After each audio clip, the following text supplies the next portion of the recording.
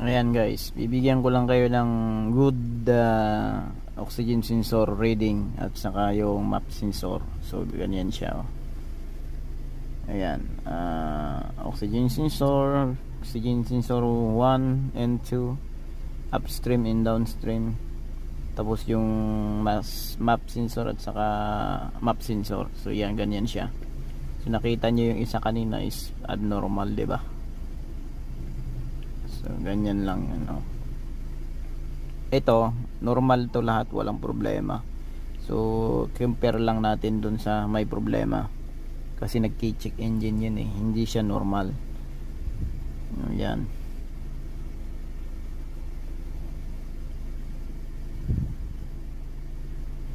Yan siya, oh.